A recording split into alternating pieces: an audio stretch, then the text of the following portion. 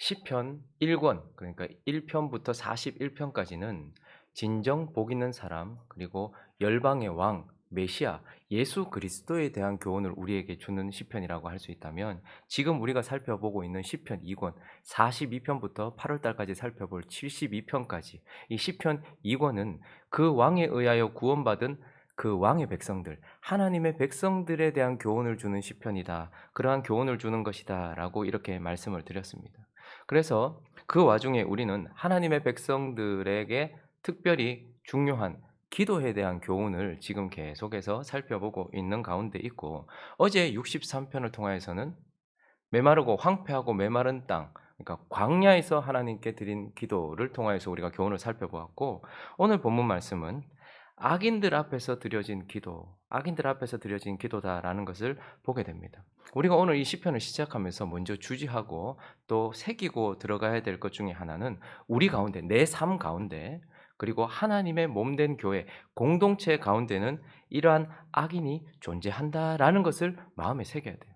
창세기부터 요한계시록까지 자기를 항상 숨기고 있지만 새하늘과 새 땅이 이루어지기 전까지 항상 악한 자 사단이 있었던 것처럼 우리의 삶 가운데 그리고 그리스도의 몸, 영적인 그리스도의 몸, 머리 대신 그리스도와 연결된 하나님의 공동체 안에 그 사단의 후예가 되는 악한 악인들이 분명히 존재한다. 내 삶 가운데 악인이 있고 그리고 우리 공동체 가운데 악인이 존재한다라는 것을 반드시 기억하면서 나가야 될 필요가 있다라는 것입니다. 그래서 오늘 본문은요. 악인에 대하여서 우리에게 자세하게 가르쳐 주면서 악인들의 특징을 우리에게 말해 줍니다. 내 눈에 거슬리는 사람이 악인이거나 내가 저 사람 악하다라고 말하는 사람이 악인이 아니라 성경이 악인에 대해서 우리에게 말해주고 있는 본문들이 많은데 오늘 시편 63편도 악인이 어떤 자인지를 우리에게 말해주는데 3절을 먼저 보실까요? 악인의 특징입니다. 시작. 그들이 칼같이 자기 혀를 연마하며 화살같이 독한 말로 겨누고. 자, 악인의 가장 첫 번째 특징 뭐로 공격해요? 혀와 말. 그러니까 우리는 칼을 들고 있는 저 사람을 악인이라고 말하는 것이 아니라 칼같이 자기 혀를 갈고 있는 화살 같은 독한 말로 독화살을 준비하고 있는 말로써 한 개인, 한 영혼을 공격하고 말로써 그리스도의 몸을 공격하며 파괴하려고 하는 자, 그가 바로 악인이라는 겁니다. 여러분, 혀는요, 아주 독특한 신체 기관입니다. 근데 혀가 뭘 만들어냅니까? 말을 만들어내요. 여러분, 말이 보입니까? 말은 보이지 않아요. 그러니 혀는 영적인 것을 만들어내는 기관이에요. 하나님께서는 말씀으로 이 세상을 창조하셨고요. 하나님은 말씀을 통하여 우리를 구원하셨고요. 하나님은 그 말씀을 통하여서 우리를 지금도 살리고 계시고 양육하고 계세요. 하나님의 형상으로 지음받은 우리는 이 혀를 가지고서 뭐합니까? 하나님과 똑같은 그런 역할, 비슷한 역할을 감당하게 되죠. 그런데 악인들은 이 말을 가지고서 한 영혼, 그래서 칼로는 신체를 상해할 수 있어요. 그러나 말로는요, 보이지 않는 영혼을 살해할 수 있습니다. 그렇기 때문에 악인들은 말로 한 개인을 공격하고요. 그리고 그리스도의 몸, 한 사람의 영혼을 공격하고 그리스도의 몸, 영적인 기관인 그리스도의 몸을 공격하는 거예요. 그러니까 악인들의 특징은 말로써 한 영혼을 공격하고 그리스도의 몸을 공격한다라는 것입니다. 그리고 또 이 악인들의 특징은 4절에 보니까요. 읽어볼까요? 시작. 숨은 곳에서 온전한 자를 쏘며 갑자기 쏘고 두려워하지 아니한도다. 이 악인들의 특징은 아주 비열하다라는 것입니다. 숨어서 온전한 자를 쏘고 갑자기 쏘고 거리낌이 없다는 거예요. 사람을 공격할 때에도 전쟁을 할 때에도 무엇인가 어떤 그런 법이 있어요. 최소한의 법이 있어요. 그런데 이들은 숨은 곳에서 온전한 자를 쏘고 갑자기 그렇게 사람을 말로써 공격하면서도 전혀 꺼리낌이 없다는 이러한 아주 비열한 자들이기도 하지만 잔인한 자들이기도 하다라는 것입니다. 숨은 곳에서 갑자기 사람을 갑자기 그렇게 하는 것은 잔인하죠. 그래서 비열하고 아주 잔인하다라는 것이죠. 2절을 보시면 그래서요. 이들은요. 항상 이런 식으로 움직여요. 주는 악을 꾀하는 자들의 음모에서 그러니 계획을 세울 때는 뒤에서 몰래 수군수군 하면서 뒤에서 세워요. 그런데 악을 행하는 자들은 또 뭘 일으킵니까? 이제 앞에서는 자기들은 뒤로 싹 빠지고 이 말을 가지고서 어떻게 해요? 앞에서 소동이 일어나게 만드는 거예요. 자기들은 뒤로 싹 빠져 있어요. 거기서 모의를 해놓고 음모를 뒤에서 꾸며놓고 그리고 앞에서 소동이 일어나게 만드는, 그래서 악인들의 특징은 아주 비열하고 뒤로 숨으면서 잔인하다라는 것을 우리에게 보여주고 있습니다. 그리고 또 악인들의 특징을 5절이 또 가르쳐주고 있는데요. 5절 읽어볼까요? 시작. 그들은 악한 목적으로 서로 격려하며 남몰래 올무놓기를 함께 의논하고 하는 말이 누가 우리를 보리오 하며. 그들의 특징 중에 또 하나는 목적이 항상 악한데 어떻게 한대요? 자기가 자기 자신을 격려하는 것이 아니라 어떻게 격려한대요? 서로 격려하고 남몰래 올무놓기를 어떻게 해요? 함께 의논해. 그러니까 이 악인들의 특징은 연합한다라는 특징을 가지고 있어요. 말로써 한 영혼을 공격하고 말로써 그리스도의 몸을 공격하는 사람들은 항상 같이 무엇인가 할 수 있는 사람들이 있어야 돼요. 그렇기 때문에 이들은 계속해서 몰려다니는, 사람을 모은다는 특징이 있어요. 악인들은 자꾸 자기의 목적에 사람들을 끌어모아서 그러한 목적들로서 자꾸 이런 말들을 할 사람들을 만들어서 계속해서 조력자를 만드는 거예요. 그래서 이 악인들의 특징 중에 하나는 조력자가 없으면 힘을 잃어버려요. 같이 이런 말을 하고 같이 이런 말에 동조해 줄 사람이 없어지면 힘이 점점점 약해지는 것이죠. 이 악인들의 특징은 바로 그러하고, 5절을 다시 한번 보시면요. 그리고 또 이들의 특징. 그렇게 의논하고서 셋째 줄 다시 읽어봅니다. 시작. 하는 말이 누가 우리를 보리요. 또 악인들의 특징은 일단 사람으로서의 특징이 있고 또 하나는 하나님께 대한 특징이 있는데 하나님을 의식하지 않아요. 하나님을 전혀 의식하지 않고 하나님을 전혀 의식하지도 못한다라는 특징이 있어요. 자기들이 지금 이렇게 비열하고 이렇게 잔인하고 이렇게 악한 행동을 하면서도 하나님이 자기들을 보고 있다라는 의식 자체를 하지 않고 하나님이 자기들을 보고 있다는 의식 자체를 하지 못한다라는 특징이 있고, 또 마지막 특징을 보면 6절입니다. 읽어봅니다. 시작.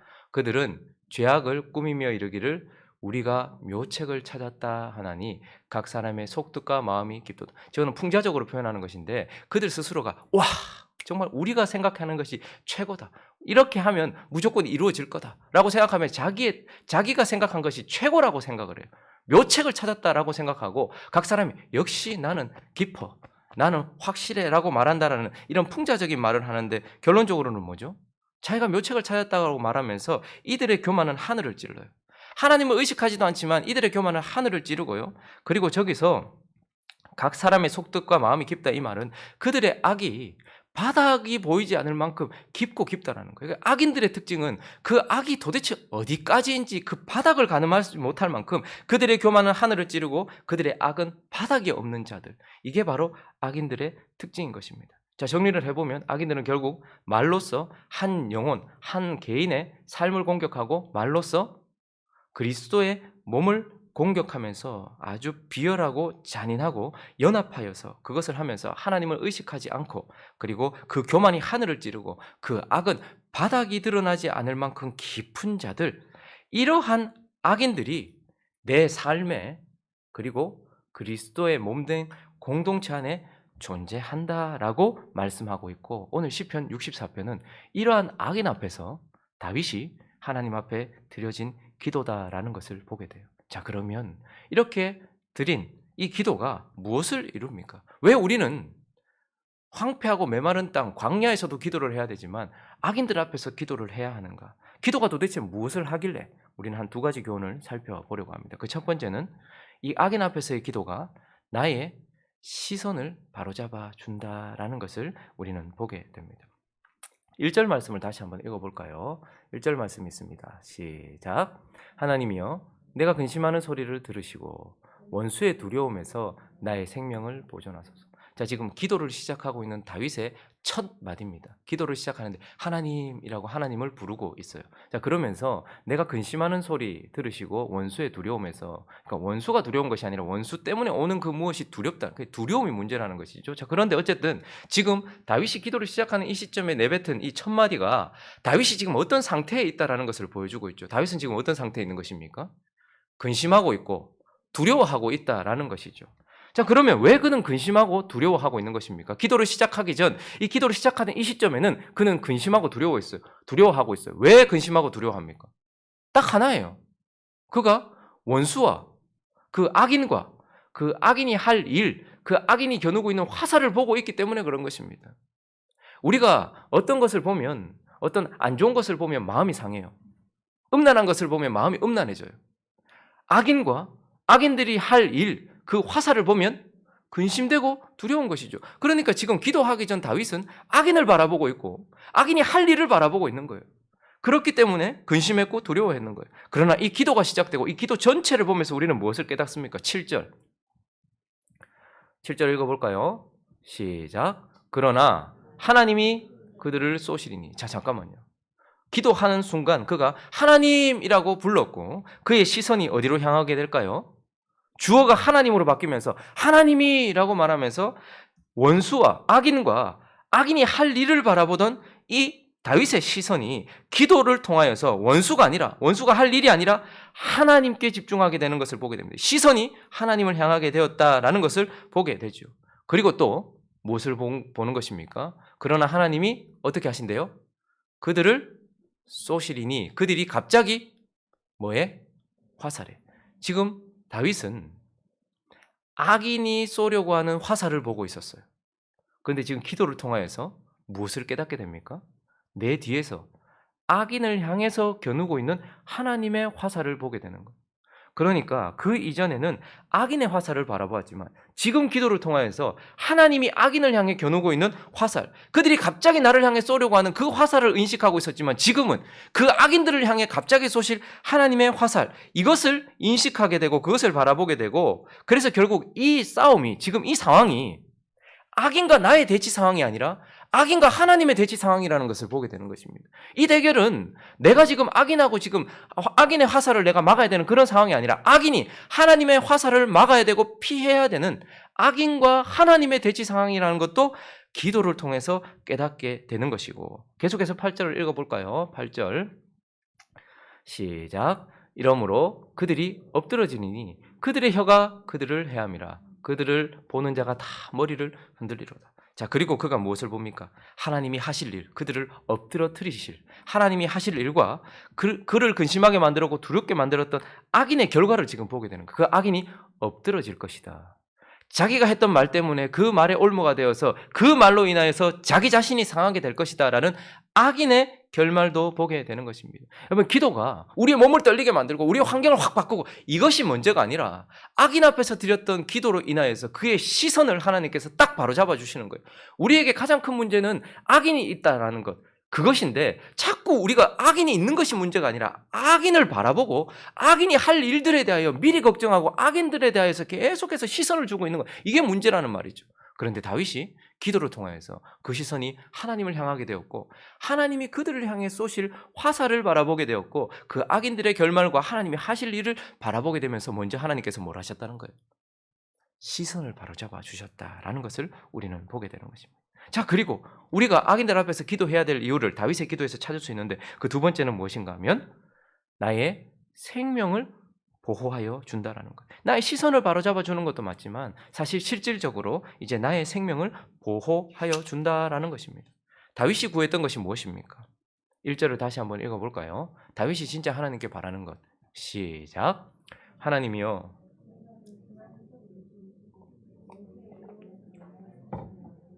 그가 원하는 건 딱 한 가지입니다. 뭘 해달라는 거예요? 나의 생명을 보존해달라는 거예요. 나의 생명을 보호해달라는 것입니다. 자, 그래서 하나님은 이 기도를 통해서, 이 기도에서는 나오지 않았지만 다윗의 삶 전체를 우리가 성경을 통해서 알고 있는 우리는 이 기도에 하나님께서 응답하셨다 하지 않으셨다? 하셨다 하지 않으셨다? 하셨다.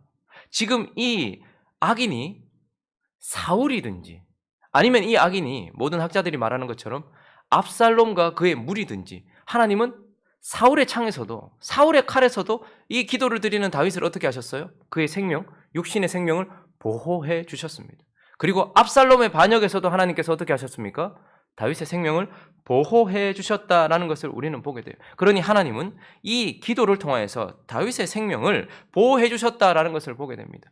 악인들이 항상 의인들 앞에 서 있었지만 하나님은 의인들의 기도를 통해서 그들의 생명을 보존해 주셨습니다. 모르드게와 유대인들 전체를 죽이려고 했던 하만을 기억하실 것입니다. 그는 나무에 모르드게를 달려고 했어요. 그런데 어떻게 됩니까? 결론적으로 유대인들 전체의 기도와 에스더의 역사로 인하여서 어떻게 됩니까? 그 모르드게를 달려고 했던 그곳에 누가 달립니까? 그가 말했던 대로 하만이 그곳에 달리는 것을 보게 됩니다. 다니엘을 사자밥이 되게 만들려고 했던 그들의 말대로 다니엘이 아니라 누가 사자밥이 됩니까? 그들을 음해하였던 악인들이 그렇게 되는 것을 보게 되죠. 하나님은 기도를 통하여서 기도 환자의 생명을 보호해 주신다라는 것을 우리는 보게 돼요. 그것뿐입니까? 그러면 다윗에게는, 그리고 저와 여러분에게는 육신의 생명만 있습니까?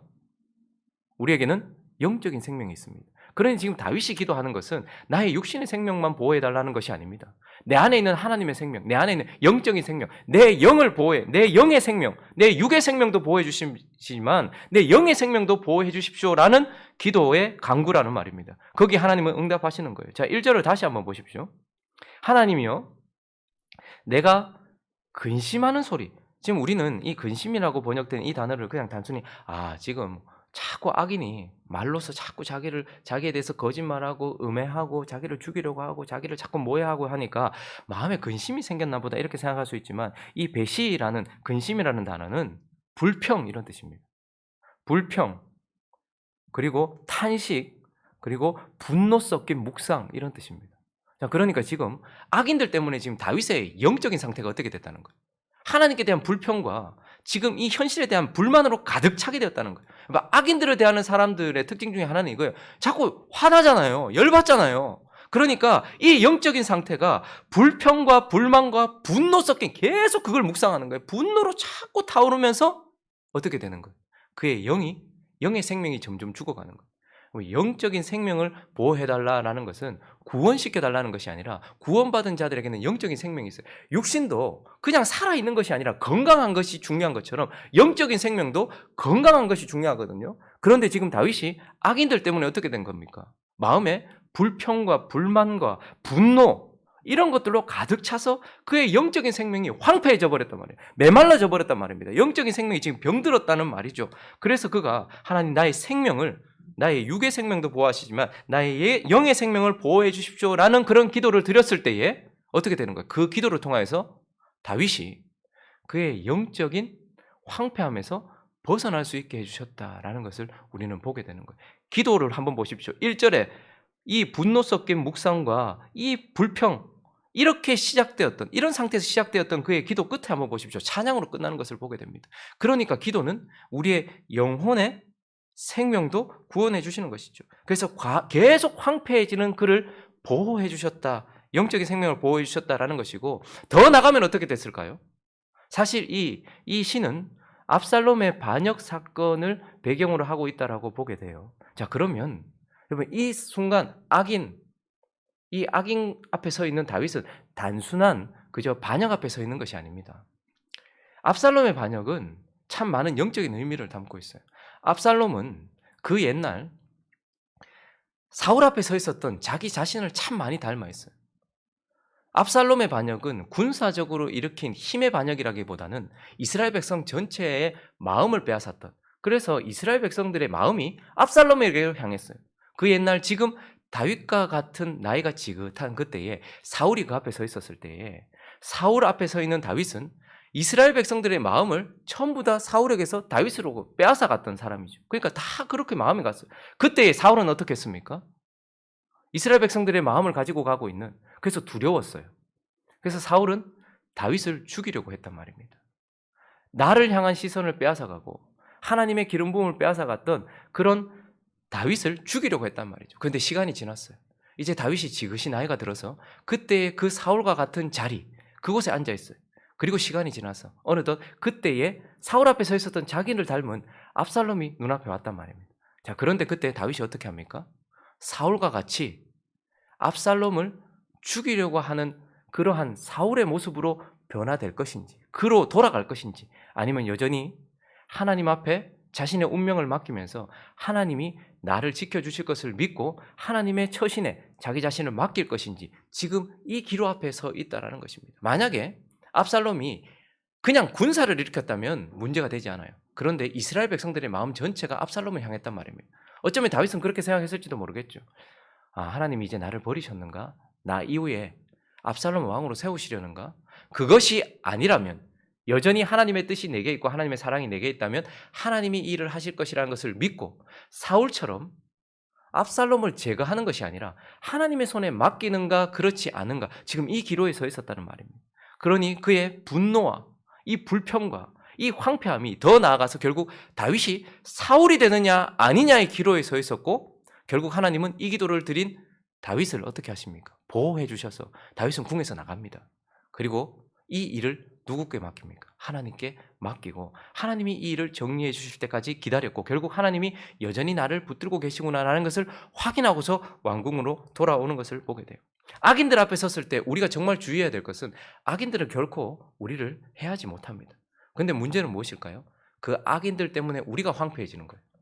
영적인 생명이 황폐해지는 거예요. 병드는 거예요. 그것보다 더한 것은 그 악인을 처리하겠다고, 그 악인과 맞서겠다고 악인처럼 되어져 버리는 것, 이것이 가장 큰 문제라는 말이죠. 그런데 하나님께서는 이렇게 기도를 드렸던 다윗의 기도를 통하여서 육의 생명은 당연하거니와 그의 영의 생명과 그의 거룩한 정체성까지 보호해 주셨다라는 것을 우리는 보게 되는 것입니다. 말씀을 정리하겠습니다. 근심과 불평과 분노 섞인 묵상과 원수 때문에 생긴 두려움으로 시작되었던, 그 두려움에서 시작되었던 이 시편 64편의 1절을 지나서 이제 이 시편이 어떻게 결말지어지는지 9절과 10절을 읽어볼까요? 시작. 모든 사람이 두려워하여 하나님의 일을 선포하며 그 행하심을 깊이 생각하리로다. 의인은 여호와로 말미암아 즐거워하며 그에게 피하리니 마음이 정직한 자는 다 자랑하리로다. 그가 앞으로 어떻게 될 것인지에 대하여서 악인이 엎드러질 것이라는 것까지만 본 게 아니에요. 구절을 다시 한번 보십시오. 그래서 어떻게 된다는 거예요? 하나님의 일, 모든 사람이 하나님이 악인에게 하실 일과 그리고 다윗에게 하실 일을 두려워하면서 그의 행하심을 깊이 생각하는 데까지, 그리고 거기에만 있습니까? 10절은 보면 찬양으로 끝나는 것을 보게 되는 것입니다. 자, 그러니 악인은 결코 다윗을 파멸시킬 수 없어요. 다윗 앞에 있었던 악인 때문에 오히려 어떻게 되는 것입니까? 하나님의 일이 더 명확하게 드러나고, 하나님이 다윗과 함께 하고 계시다는 것이 더 명확하게 드러나고, 그것을 모든 자들이 보고 함께 생각하게 되고 하나님을 찬양하게 될 것이다 라고 말하면서, 황폐한 광야에 있었던 것도 다윗에게는 유익이 되었던 것처럼 악인이 그와 함께 있다는 것, 이 공동체 안에 있었지만 결국 하나님이 우리와 함께하고 계시다는 것을 악인이 함께 있는 것과 함께 더 명확하게 보여주는 은혜가 있었다라는 것이죠. 자, 그러나 우리가 반드시 기억해야 되는 것은 이렇게 찬양으로 맞춰질 수 있는 이유가 무엇입니까? 악인 앞에서 다윗이 기도했다라는 것입니다. 바람만 가지고 있었던 것이 아니라 실제로 기도했다라는 것입니다. 그러므로 악인 앞에서 우리가 실제로 기도할 때에 우리의 시선을 하나님께서 바로잡아 주시고, 악인 앞에서 우리가 실제로 기도할 때에 하나님이 나의 육적인 생명과 영적인 생명, 그리고 나의 거룩한 정체성까지 보호해 주셔서, 이것이 악인에게는 하나님이 갚으시는 것과 의인에게는 하나님이 우리와 함께하고 계시다는 것이 드러나 우리의 찬양까지 받으시게 된다는 것. 그런데 이 결말을 붙들 때에 하나님은 우리를 붙들어 주셔서 결국 악인을 통하여서도 찬양을 받으시구나 라는 결말이 아니라, 기도할 때 하나님께서 일을 하시구나 라는 것을 기억하면서 황폐하고 메마른 땅에서도 기도하는 저와 여러분이 되시고, 악인 앞에서도 기도하는 저와 여러분이 되셔서 모든 사람이 두려워하여 하나님의 일을 선포하며 그의 행하심을 깊이 생각하게 되는 인생, 그런 교회, 그리고 여호와로 말미암아 즐거워하고 마음이 정직한 자는 다 자랑하게 되는 찬양하는 인생, 그런 교회 되시기를 예수 그리스도 이름으로 축원합니다.